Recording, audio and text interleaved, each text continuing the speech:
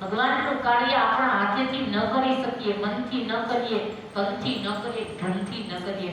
આપણી પાસે જે શક્તિ હોય એનાથી આપણે ભગવાનનું કાર્ય કરવું જોઈએ. જો ન કરીએ તો એ દેહ વૃથા છે. હનુમાનજી તો એમ જ કહેતા, કોઈને કેશોદને ગમે કાર્ય હોય પ્રાણના ભોગે, ઉકળતા તેલમાં સરસવના દાણા નાખતા વાર લાગે ને, એ મારા રામ કેટલી વાર મને લાગશે તમારું કાર્ય કરતા. એટલે કોઈને મને કહેજો, હું નિમિત્ત બનીશ અને હું મારી જાતને ધન્ય માની. આપણે તો કે કોક કરતું હોય તો ભલે કરે, તો આપણે એટલે કરવું નથી. પણ હનુમાનજી ક્યારેય એમ નથી કહ્યું. એ તો તત્પર રહેતા હતા. રામ ભગવાન બોલે પેલા તો ઊભા થઈ જતા હતા હનુમાનજી. મને કઈ કહે છે, હું એનું કાર્ય કરું, હું સફળતા મેળવું, મારો પ્રાણ ભલે પ્રાણના ભોગે જે કામ કરવું પડે એમાં હું વિલંબ નહીં કરું.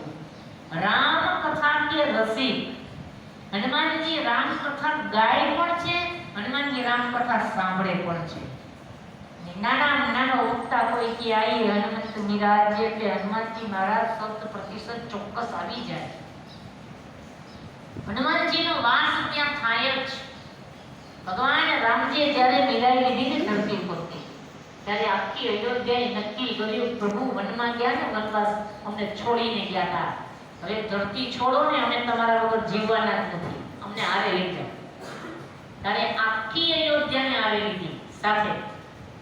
અને હનુમાનજી મહારાજને ના પાડી કે હનુમાન તું એક બાજુ ઉભો રહેજે. કે કેમ? મારો શું પાપ?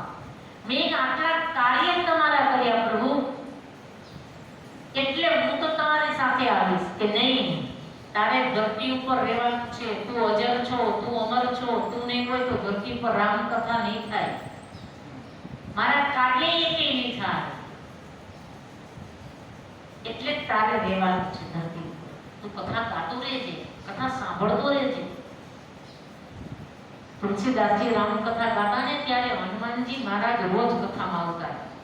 ભિખારીનું રૂપ લઈને આવ્યો, કથા શરૂ થાય ને એટલે આવીને બેસી જાય, એક જ ધ્યાનથી કથા સાંભળે. અને જેવી કથા પૂરી થાય બધા લોકો નીકળી જાય, હનુમાનજી બધાની પાછળ નીકળતા થાય. એટલે તુલસીદાસજી રોજ કથા ગાય. અને પછી એ કોઈ પીપળો ત્યાં હતો, એટલે કથા શરૂ કરે ને એ પેલા મંદિરે પીપળાનું વૃક્ષ એટલે એની અંદર એક જલ પધરાવે અને રામ રામ બોલતા બોલતા એમાં પાણી એ અર્ઘ્ય આપતા હતા, રેડતા આપણી ભાષા. એટલામાં એક પ્રેતને મુક્તિ મળી ગઈ.